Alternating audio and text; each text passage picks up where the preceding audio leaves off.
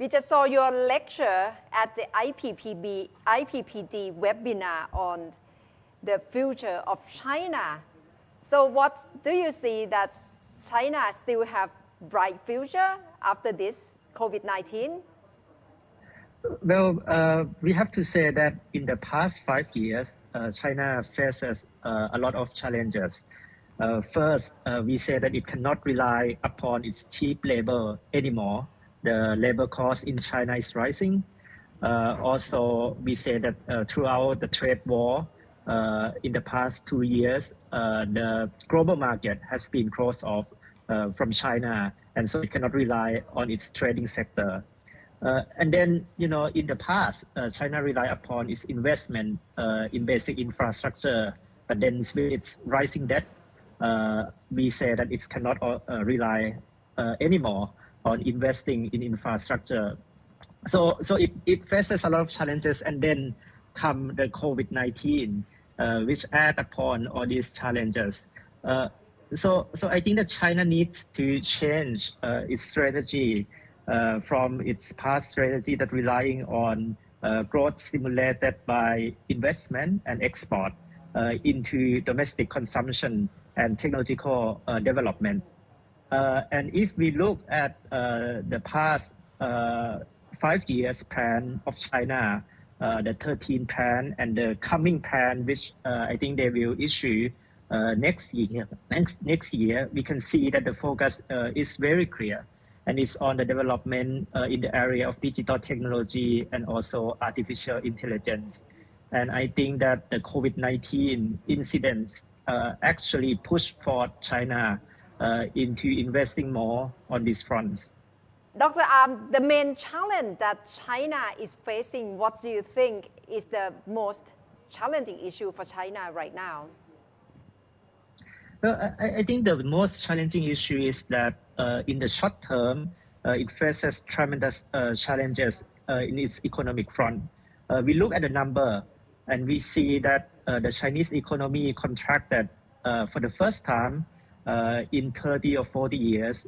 It's unprecedented. It's already minus 6.8 if we look at the GDP statistics. And the other numbers are also not very optimistic. The export number, the investment number, the manufacturing number. So I think that the real challenge is in managing the short-term pitfall from the COVID-19. But I have to stress that I think that when China thinks about its strategies, it has two different strategies. One is the short-term reactive strategies in order to help stabilize the society and the economy during this crisis. But then it also has a proactive strategy that it looks for long-term growth. And I think that if we look at the policy circle discussion in China right now, we can see that many people think that COVID-19 as something that's a really disruptive force in the society, and it will push China even further towards its goal in developing digital technology and also the so-called intelligentization of its economy through artificial intelligence and 5G technology. So we see that in the government investment plan right now, it's very different from what the government does during the crisis. For example, in the SARS crisis or in the global financial crisis in 2008. At the time, the Chinese government focused on infrastructure investment, building railroads, building high-speed rails, bridges, ports, all these things. But if we look at the investment plan right now, in order to stimulate the economy, it's mostly about the new technologies in the areas of artificial intelligence and 5G technology. They will put a massive plan, investing in 5G infrastructure. And also we see that the leading Chinese firms, Alibaba, Tencent, Baidu, they all, I think, have a massive plan in further investing in all these new technologies.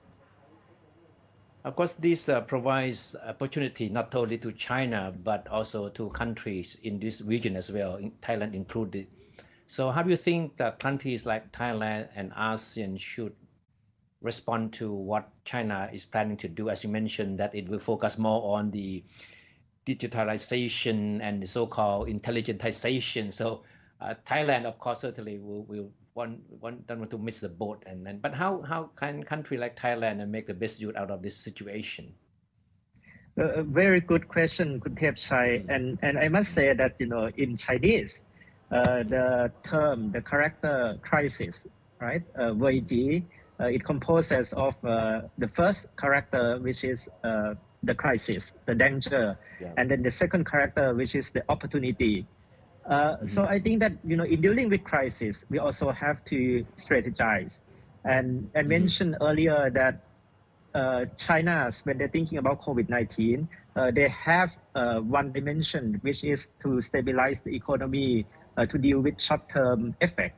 But they also have the long-term strategy in building basic foundation and infrastructure for the development of new technologies. And they even use the incident, the COVID-19, as a pressure to transform most sectors of the economy. And I think that, many societies in ASEAN countries, even in Thailand, we see this trend, right, that the COVID-19 actually transformed how we work, how we shop, how we deal with, how we communicate with others. But I think that the key here is that how do we strategize and make it sustainable in the long term? I think an example is that during the SARS crisis, back in 2003, China uses this as an opportunity, right, to promote e-commerce. And I think that the e-commerce giants Alibaba, JD.com, they all have history of big massive growth from the SARS period. So I think that right now, we all turn to online and to all these new technologies. But I think that the key here is also not just to do it just during the short term or just do it through other people's platform, but how can we strategize, build our own platforms, build our own infrastructure during this crisis in order to build the long-term foundation for the use of all these technologies. Dr. Am, you live in China for a while and you also study in the US. Perhaps you can see how these two countries coming out of COVID-19. How do you think the position of China and the US in the world will be changed after COVID-19? Well, I think it's a very interesting phenomenon that's happening right now because it's really unprecedented. I mean that in the past couple of months, at first, we often compare COVID-19 to the SARS epidemic in 2003. But then right now, we know that it's a lot different, right? It's not only the China's problem, but it's already a global pandemic across the world. And I think that this poses great challenges to the world economy in the short term. First, to the Chinese economy, I think that the external shock will be huge. So even right now, when they start to recover from their pain of closing down businesses during the past 2 months, but still, the export sector, the global market is still not very optimistic. And then, we see all the global depression happening right now because of the economic situation all over the world. And especially in the US, Kunatha, you mentioned that the situation there is quite grim. If you look at the numbers in New York City right now or in the Washington state, we say that it's still really very serious. And I think that if we look at the example of China, right, at least you need 2 months in order to contain the situation and then start recovering. So I think it still takes a couple of months for the US and also Europe to recover from the situation. Now, in terms of the geopolitical effect from this global crisis, I think that we still have to wait and see. First, how will the US manage and recover from this crisis? And then I think this will also determine the answers to the geopolitical puzzle of whether we will see the shift in the geopolitical landscape coming up in the next few years. But I think at least one thing is quite sure is that we are seeing perhaps the end of American global dominance. Perhaps not the end of the US as the world superpowers. The US will be one of the world superpowers, but we see other superpowers sharing the US stage, including China, including Europe, including Russia and many other countries.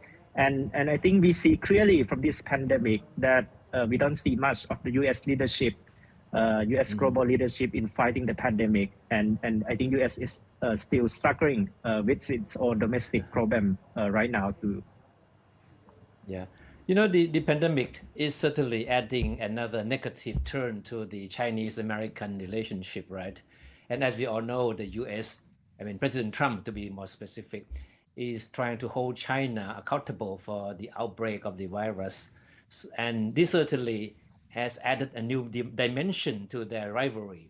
So, Dr. Am, how do you think this will play out in their relationship long term? Kunthep, we see that nationalism plays a big role in both countries. So we see that President Trump, he mentioned that it's China's virus. He stopped doing that right now. But actually, even from the Chinese side, the official in the Ministry of Foreign Affairs in China also actually posted a Twitter saying that there's a possibility that the virus came from the US. So both sides play this nationalistic card, and I think that China also emphasized to its public its success in containing the virus, and the US failure in containing the virus right now, while President Trump, also play upon this nationalistic sentiment. So I think that in the middle term, Kunthep, we will see the rise of nationalism and nationalistic sentiments in both countries, and especially in the US. The context is that the national election is coming at the end of the year. One of the Trump's strong point is his use of all these nationalistic sentiments to build upon his base. And I think that for President Xi Jinping also, to tackle domestic challenges, he also needs to play up the nationalistic card. So I think that what we see, at least in the middle term, is the rise of nationalism in both countries. I see. They both need to play to their own home audiences, right? Definitely. And especially, because right now, at first, we say that we think that one of Trump's play card in the election would be his economic success. Now there's for sure there's a depression in the U.S. And President Xi Jinping, at first we think that this should be a good year for him. And Kunthep Chai, actually, this should be the year that they celebrate their centennial success, their centennial goal of lifting all people from poverty in China, right? At the end of this 2020, the government in China, at first, they should announce the success of lifting all people out of poverty.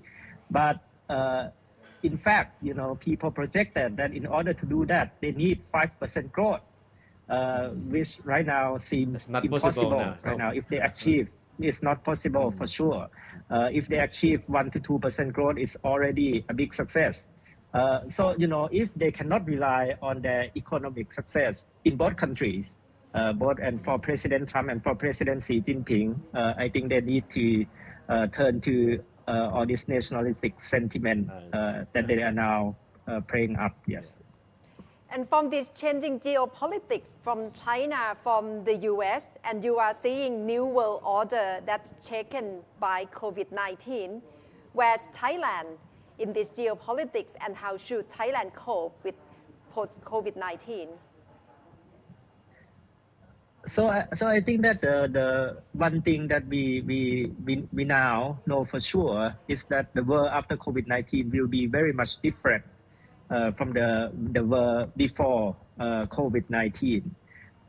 Now, I see some academics in the West, they say that, in the past we have BC and AC, right? Before Christ and after Christ, when we use the timeline, they say that right now there's BC, which is before COVID, and then AC, which is after COVID, and the world will be very much different. And one thing is the geopolitical difference. I mentioned the end of American dominance and the decline of the Western world, especially when we see the massive impacts that the pandemic has on the West and on its economy.